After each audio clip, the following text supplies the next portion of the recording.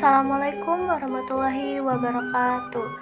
Sampurasun nempakeun wastapun Najmi Aulia Putri ti kelas 12 MIPA 2. Di dieu abdi bade ngajelaskeun kumaha lengka-lengka ngadamel curo. Curo mangrupa kadaharan khas Sunda. Curo teh nyaeta singketan tina cau di jero.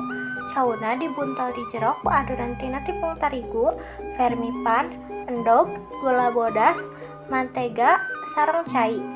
Curo biasana sok aya dina acara syukuran. Naon wae sih parabot sareng bahana nu diangge kangge ngadamel curo teh?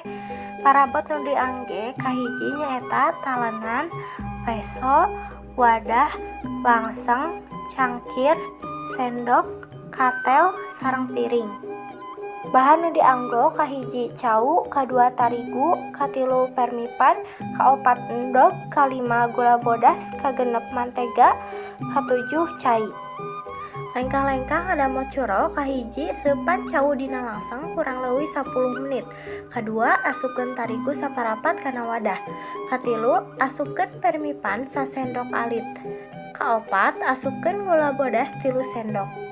Kalima, galokeun sadaya anu tadi nu tos diasupkeun. Kagenep asupkeun kokoneng endog. Katujuh, tuluy galokeun deui bari dipasihan cai 150 ml.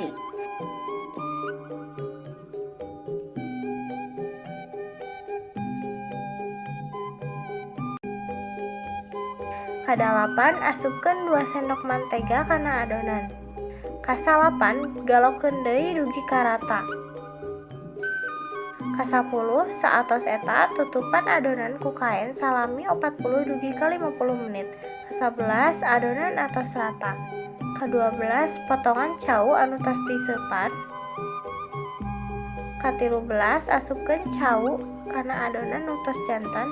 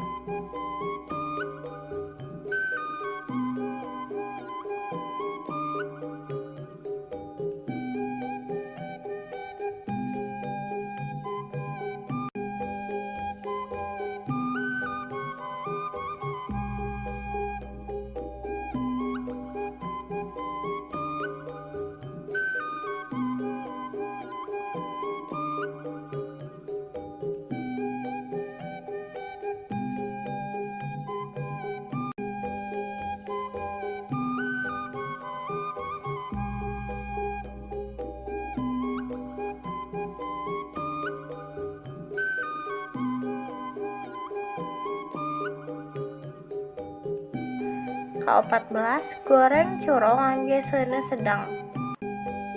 Ka-15, curo atos janten. Sakitu wae anu tiasa kusim kuring dipihatur. Hatur nuhun kana perhatosanana. Wassalamualaikum warahmatullahi wabarakatuh.